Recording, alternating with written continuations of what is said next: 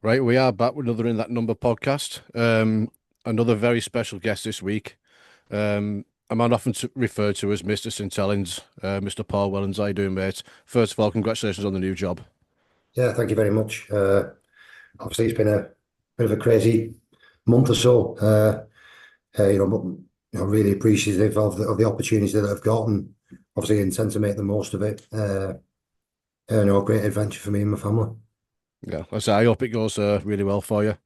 So the reason we have Paul today is we have the Bryn Hargreaves Memorial Game Sunday, and Paul's here to have a little chat about Bryn and a little bit of his Saints career as well. So what was your time like with Bryn as a teammate? Yeah, he was such a great guy to be around. When we first signed Bryn, we didn't really know what we was going to get. And I think as a player, Bryn was probably one of them that never, after at the end of a game, he'd never make the highlight reel. But then when you watch the game back, you could see how involved he was and the influence he could have on the game. And whilst he wasn't the biggest of front rowers, he had a real cute skill set. He could get an offload away, he could pass the ball, really well for a big man. And you know, I think right from the get go, he really warmed to the group and Yeah. warmed to the team, and became a very very well liked and respected member of the team, and not just for what he did on the field but off the field as well. He was great socially to be around. Quite often would bring the guitar on team functions and start playing and singing, and Yeah, by being a couple of hours in, the whole place would be singing along to Bryn's tunes. So really fond memories. yeah. So we had your mate Jammer on last week, and he told a story about someone. Not he didn't say who. Someone replaced his guitar with a fake one and decides Yeah. to break it. But I'm not going to ask who did it. That that one stays between the group. But yeah, as a player, he was one of those. It's a little 1% that he done Yeah. on and off the ball that made the difference. Is there anything you could tell us about Bryn that like you're able to tell, or any fun stories about him? I just like he was kind of he's quite a unique character, Bryn. At the age of 21, he'd like a little Jameson's whiskey, which not many 21-year-olds like Yeah, that. Every now and again he'd smoke the odd cigar. Uh, I remember once he'd ordered he was quite into the niche things in life. So even like bespoke furniture and things like that. And I always remember him, coming into training, telling all the lads he'd ordered this Barcelona chair and it was coming in a week. And 1 week had passed, 2 weeks had passed, 3 weeks had passed, and Bryn was getting increasingly irate after about 8 weeks that this chair hadn't come. But yeah, he was just that type of guy. Like I say, unique because into very niche things, but also just a wonderful character. yeah. I mean, you need those characters around, don't you? Like they're just their very own personalities. Yeah, absolutely. I mean, it'd be a boring dressing room if everyone was the same, and you certainly can't level at Bryn. He was the same as everybody else, and but his sense of humour was brilliant. But I think what always shone through because like I mentioned, he's unique, and he could light up the room socially. But one thing that always shone through with Bryn was he had a real caring side. Yeah, That always came to the fore. If anybody needed helping out with anything, Bryn was always there and putting his hand up to come and help. So that was a mark of the man. He was like I said, really really good teammate. Obviously, we became friends as did a lot of the team at that time because we did spend a lot of time together socially. And I think a lot of the success that we had as a team, it was off the back of people like Bryn because he was the type of guy that brought the team together in a number of different ways. yeah. It's funny when he asked Jammer about his time with Bryn, you both had the exact same reaction, just an immediate smile because of how well loved he was, and the amount of players who have put their hand up to joining on Sunday as well. It shows how well respected he was, not just at Saints, but like across the game of rugby league. Yeah, absolutely. I mean, like I said, just an infectious character, and I know, he's fondly remembered at Wigan also, and Bradford when he went up there, the players loved him.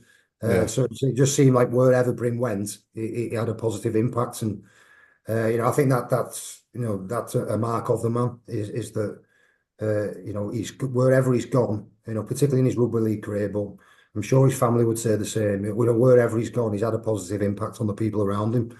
And I know from my own experiences that I became a better player and a better person for being in and around the likes of Bryn Hargreaves. Yeah, and I think that's probably the biggest compliment you can give someone, really, innit? Yeah, absolutely. Yeah, because he was a different character. You know, real fun guy to be around. But like I said, he's when you now I don't think I've never heard anybody say a bad word about him. Yeah, Ever. Jammer said the exact same thing. Yeah. And I think that, again, that speaks volumes. Everybody loved him, wherever he went. And I think obviously it's been a little while now since he passed, but I think really fitting that we can do something for him on the weekend and Yeah, play a game in his memory, because it's certainly something that he would deserve.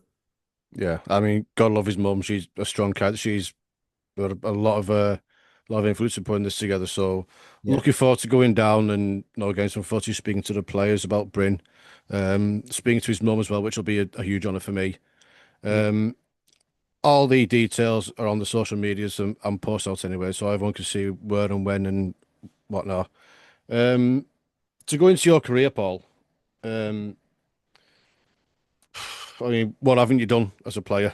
It's just apart from international, but five Super League titles, five Challenge Cups, two World Club challenges, treble winner, Man of Steel. I mean, it's all there. You've done it all for us. yeah. I'm really proud of the playing career that I had, and to do that as well at your own town club is even more special. And I was really fortunate to play with so many great players along the way over what was close to a 20-year career. That it's not lost on me that a lot of the success that I managed to have is because I got to line up against so many great players as well. And no one individual can win Challenge Cups or Super League Grand Finals. You very much have to come together as a team. And all the successful teams that I played in, we had a real good camaraderie. Everybody knew their role within the team and what they brought to the team. And I think that was the real strength in those successful teams, is that you didn't have to do any more than what was expected of you. Just go out there and Yeah, do your job to the best of your ability. And I couldn't do what Sean Long did. Sean Long couldn't do what I did. Same for Paul Sculthorpe, Kieran Cunningham, Leon Price, Chris Joynt. I could go on. But what I'd like to think is what we all did was bring our best. yeah, and that's it. So you got your debut on if I got this right, 30th of August 1998 against Halifax. Sean McRae was in charge back then, if I remember right. He was, yeah, he Yeah. was. So how did it feel getting the nod from him saying, "Listen, Paul, you're in today, or you're in this week"? Yeah, well, I nearly got a chance a few weeks before. I was actually on my way up to Carmel College, and I got a phone call to don't go to college, come to training instead. And I thought I might have got a chance, but I just missed out on that occasion. But then, obviously, a few weeks later, a similar phone call came, and I wasn't full time at that moment. I was still playing in the A team and going to college, so it all came as a bit of a surprise. But I remember coming on the field with about 25 minutes to go, I think, for Sean Long playing in the halves, because I was playing scrum half in the A team at the time. And to obviously to fulfill kind of a childhood dream and pull on that Saint shirt for the first time was something really special. Yeah. Do you reckon that first one was a bit of a test of your character to say, well, oh, actually, I need to get to college, I need to get to this, but you just went, no, fair enough, my words trading straight away. Yeah, I didn't bat an eyelid. And I even after leaving college, I actually enrolled at Edghill on a sports science degree and started that. The Saints team at the time actually trained at Edghill as well, and I remember being in the classroom looking out the window and seeing the team train. Yeah, And it would gnaw away at me that although I didn't mind being in the classroom, and I know I'd much rather be out there on the training field with the team. And not so long after that, my mum decided to allow me to go full time, because she was yeah, very much of the way that she wanted me doing my studies. But yeah, I took the opportunity and then never really looked back. yeah. It's understandable. Get the education first. Yeah. So you had a bit of success early on, but it was 2006 where the real success came with the treble winning season. Yeah, that was one of the most enjoyable years of my career. 2006. Obviously, we came up short in 2005, and were looking really strong and picked up a lot of injuries at the back end of the year, which really did have an impact on us. We lost Darren Albert, Sean Long, and Lee Gilmore all in one game, and then came up short at the end of 2005. So we very much went into 2006 like, this is our time.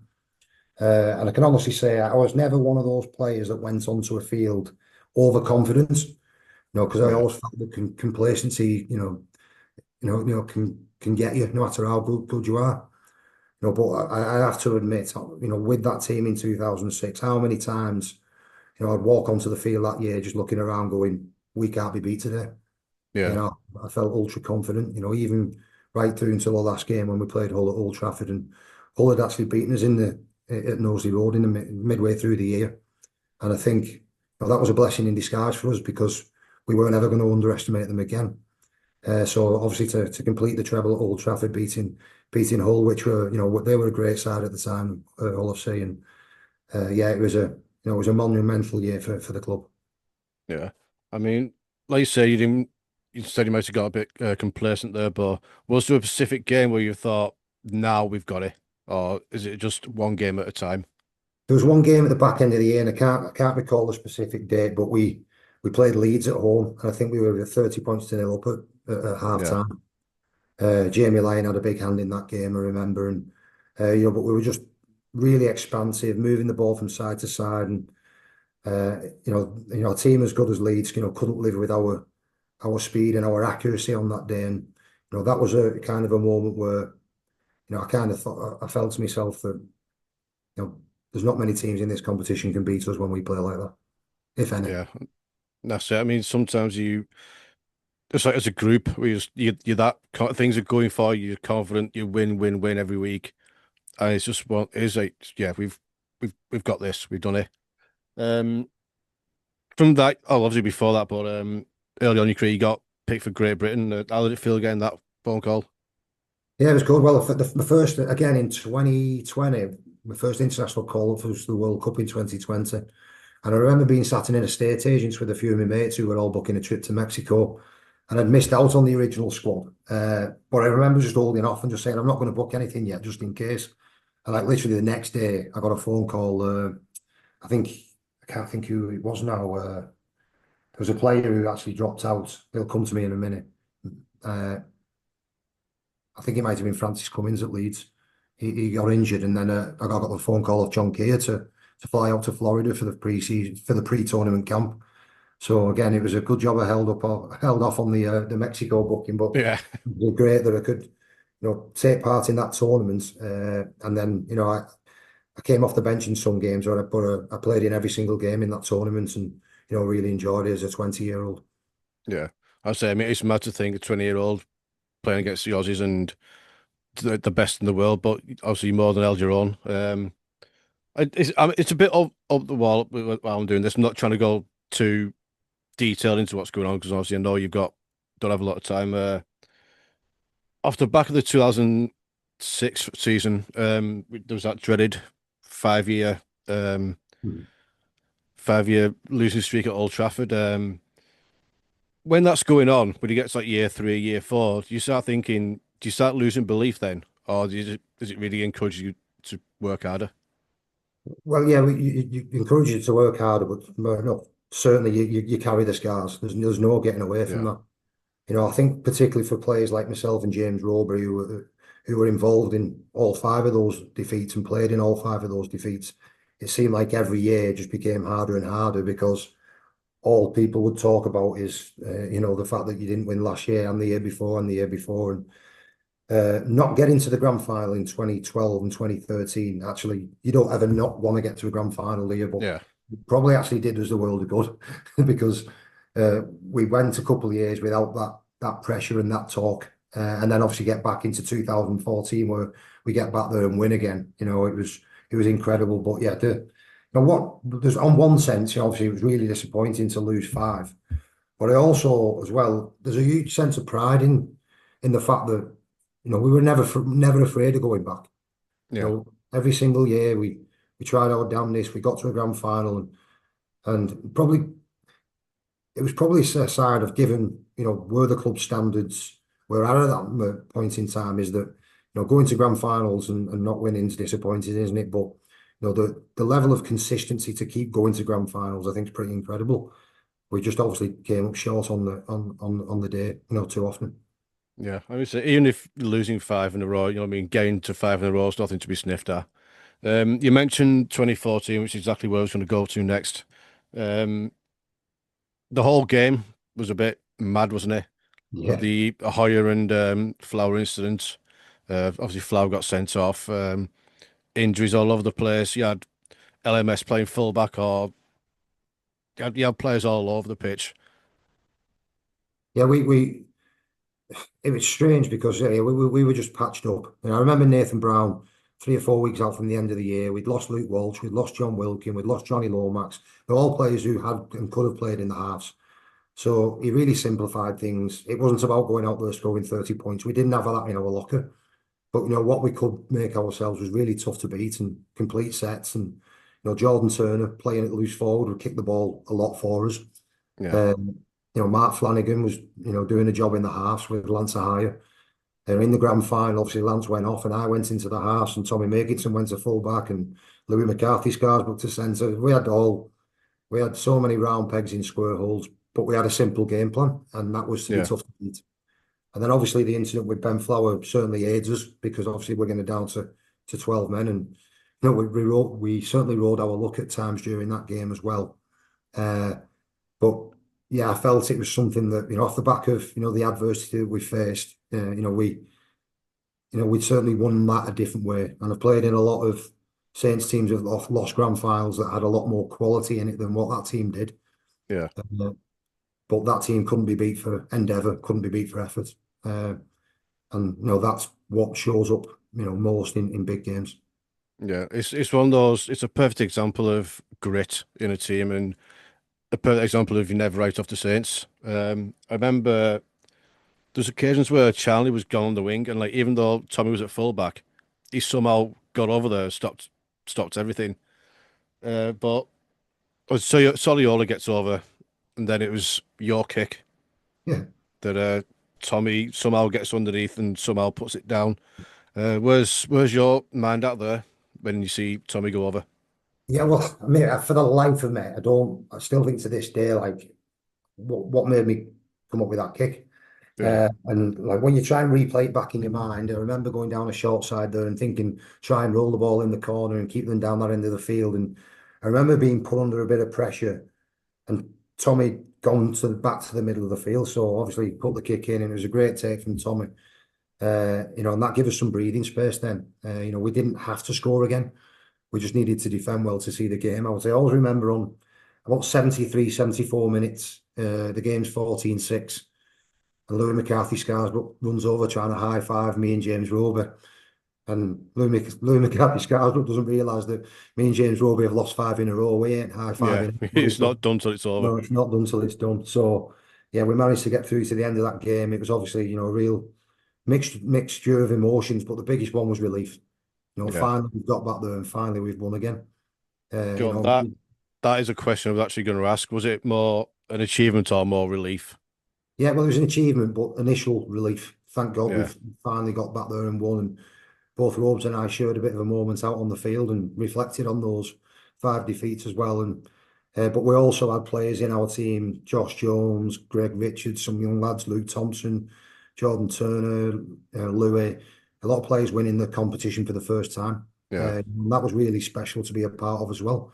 And the celebrations in the following days. I think Kyle Amo was another just joined the club, and so we had a number of people winning the first competition, which made it really special.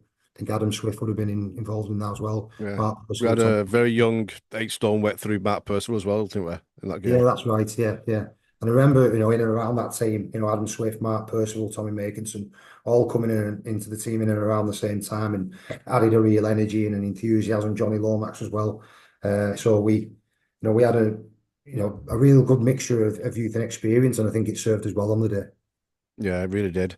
And at the final, Lucer, the way you celebrated, you're on your knees, you're pounding your chest, screaming. You were every single person from St. Helens in that moment. I think I was up there. I was up there in the stretch, and I didn't know what to do. So.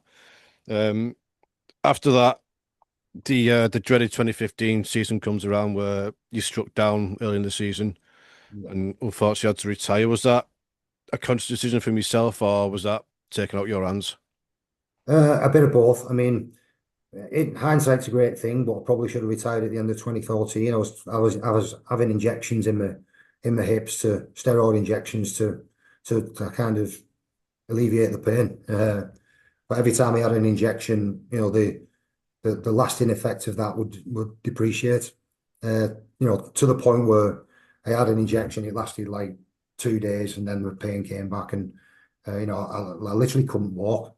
Uh, and then, so what I've never ever wanted to be is a player who let his teammates down. And Yeah, uh, when I walked onto the field in the second half, in my last ever game at Wigan, I knew I couldn't walk, let alone run. So I knew I had to come off the field if the team had any chance of winning the game. And probably at that moment, as I was walking off the field, there was a fair idea in my own mind that that could be it for me in terms of my playing career. I did give it another month or so, trying to do everything I could to try and get back to some sort of fitness, but it just became apparent that that was never going to happen. The club had an opportunity to bring in Shannon McDonnell, who could run. yeah. So, I remember at Shannon. that point, I thought it was probably the best thing to do, and the best way I could help the team was to kind of fall on my sword there, and allow the club to bring in Shannon, and for Shannon to then come in and help the team be successful. So yeah, I made that decision, and I don't regret it one bit. In fact, coming to terms with retirement for me, the fact that I couldn't play anymore made that a lot easier to digest. Yeah, It's not like I got to the end of the year thinking, should I have gone round again? I knew I needed an operation on my hip, and my playing days were over. yeah. And if you weren't going to end on a grand final win, you end on a game against Wigan. Yeah. If you're from the sound anyway. Um, so when you transitioned into coaching, was that something you always wanted to do, or did you sort of fall into it? No, it's something I always wanted to do. When I got to my late 20s and had a passion for coaching. Now, I never knew at the time which direction I wanted to go in. And, my first course, I spent a couple of years with the academy and the scholarship. Really enjoyed that. It was like, well, the way I described that from a coaching perspective, it was like doing your driving lessons before you test. You Yeah, learn how to coach. You're spending hours on the training field and delivering drills and learning from your mistakes, and then coming back next week and trying to improve. And I'm always a firm believer that your development program is not just a development area for players; it's a development area for coaches also. So I got the opportunity to develop a lot in that period of time. During that time as well, I was helping Steve McNamara with the England stuff, which was a wonderful experience to be able to get that so early in my coaching career. And then, as time went on, I ended up obviously, moving up with the first team. First of all, working with the players that, were sitting out the kind of the top 20 to 24 players, yeah, working with those young players who were going on dual reg. And I remember Matty Lee's being one of those at the time, going to Sheffield and playing.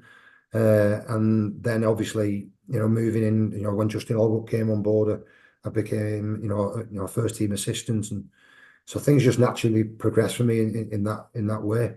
I've got real excitement and a real hunger to want to coach and enjoyed coaching. yeah. I remember there was games if we can see like a bad try, and you come with the water and you're absolutely bollocking every single player that stood in that circle. But it's all part of the game, isn't it?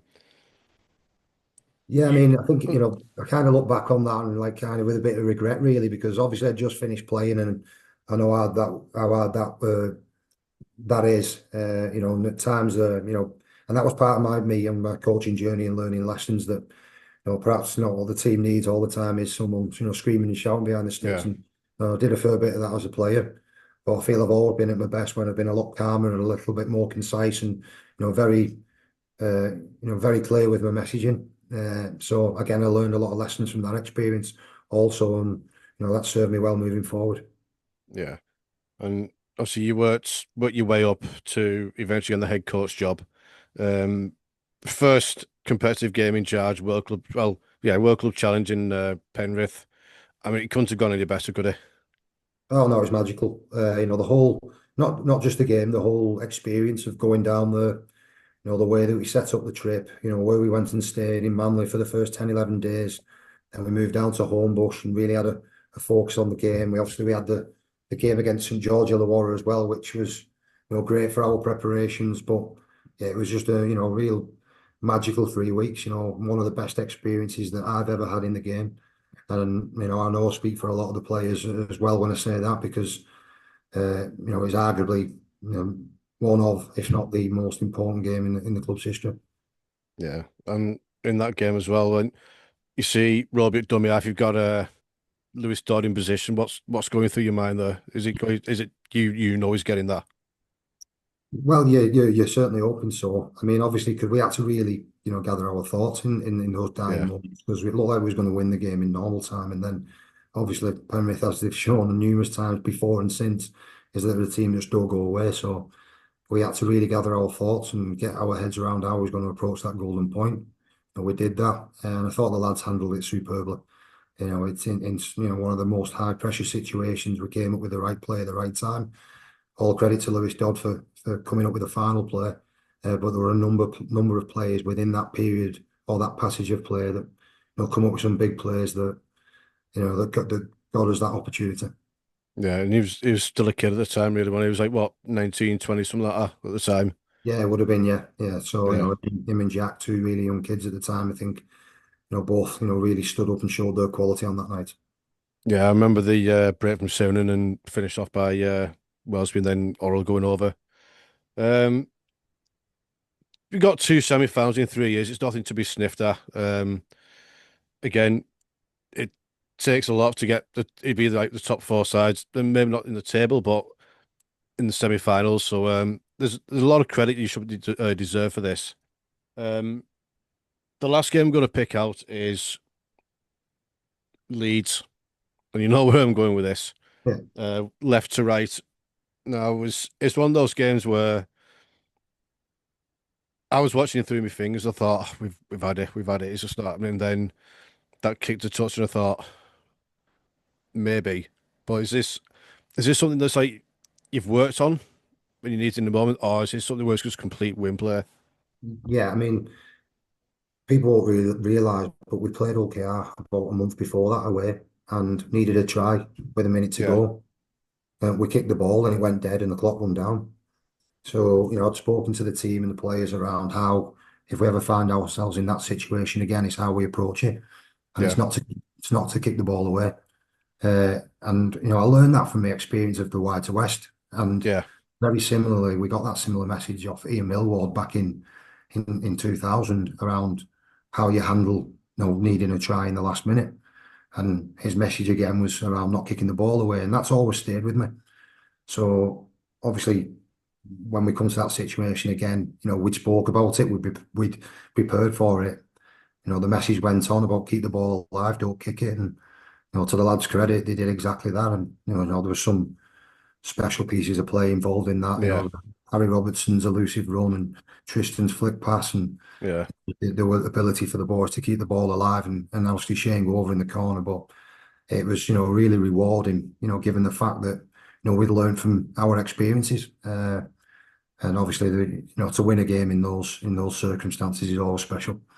yeah. And I think the most underappreciated aspect of that whole play was the discipline that we had to stay in our shape, the attacking shape, where the Leeds defenders all got attracted over to what Robertson was doing and left it open for Shane at the end.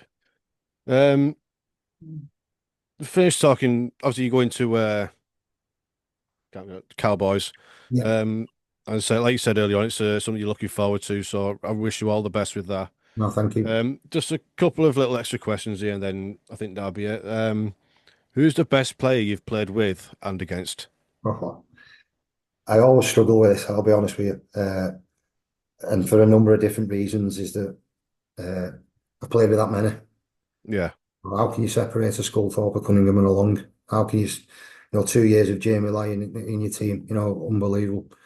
People will underestimate and undervalue players like Leon Price and Lee Gilmore, like yeah, special players, James Graham, Darren Brick, David Furley. I seriously could go on. And then at international level, you've got Farrell, Morley, Peacock, Fielding, Gareth Ellis. It's the list is endless. Quite simply just can't separate them. I've probably missed another 10 or 15 off there as well. So Yeah. I apologize to those guys who I have. No. So can you pick one that you played against? I Like always say probably the toughest person you've gone against, basically. one of the most confident I felt, international level of beating the Aussies was 2004. We got beaten off them in the last minute at the Etihad Stadium. Luke Rooney scored a last minute try to beat us, but we were the better team for an hour. Then we beat them at Wigan's ground a couple of weeks later. We went into the final at Ellen Road, feeling really confident that we've been better than them for an hour in one game. We were better than them a couple of weeks later, and then we played them at Ellen Road, and basically Darren Lockyer put on a masterclass for 40 minutes, and we was, Oh we yeah. was 30 points down at half time. So, I've played against again many great players, Inglis, Lockyer, Slater, Johns, all that. But for that game, how good he was for that. Certainly the first 40 minutes. I'd say he's probably one of the most respected opponents I've come up against. Yeah, it's fantastic. I like what he's doing with London as well. It's he's giving another club a chance to get into the mix. So fair play to him. Yeah. It might be a similar situation this now, but which one game means the most to you? Outstanding. If you could take one game to the grave, which one would it be? Well, I'll go one as a Saints player is the 2014 Grand Final. Yeah. But one as an international is the 2006 victory over the Aussies in Sydney. Oh And, yeah. and then as a coach, probably the Penrith game. So they're the three as a player, international and a coach. All special games, and I played in many, many more. Loved the Saints Wigan rivalry. Loved every time we got to play on a Good Friday.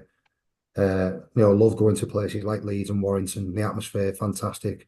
Love going to places like the Willows and the different challenges that they presented. Yeah. And so many great games and so many memorable matches. But yeah, they're the three I'd pick out.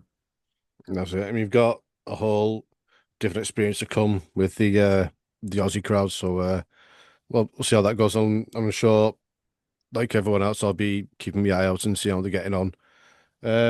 Yeah, I think we can wrap that up there, Paul. Really appreciate your time. Again, Bryn Hargreaves All Stars versus Rugby League All Stars, 16th of November. They're bringing St. Pat's. Get yourselves down. It's all for Bryn. It's all for Rugby League Curse. So let's see if we can raise a lot of money for it. So yeah, Paul, I understand you've got a million and one things to do at the moment with the move. So I really appreciate the time you give us today. Yeah, no problem. I was just going to just say before I go, obviously, again, yeah, how important it is that, supporting Bryn. Great fella, obviously, he's no longer with us, but as I mentioned earlier, he's left a positive mark on everybody that he's met, and it'd be great to, that Bryn can get as much support as, and his family can get as much support as possible there. And obviously, obviously, I'll be going down under at the end in a few weeks' time, for a different adventure, a different challenge with my family. But I want to wish everybody, involved at the club at St Helens all the best for next year, and I'll certainly be watching from afar and cheering the boys on. And all the supporters can get behind the team, and the team will go on to bigger and better things. Thank you. Thank you. So yeah, I'll be back later in the week with Ben as usual, and we'll see what's going on there. So thanks very much, and see you later. Cheers.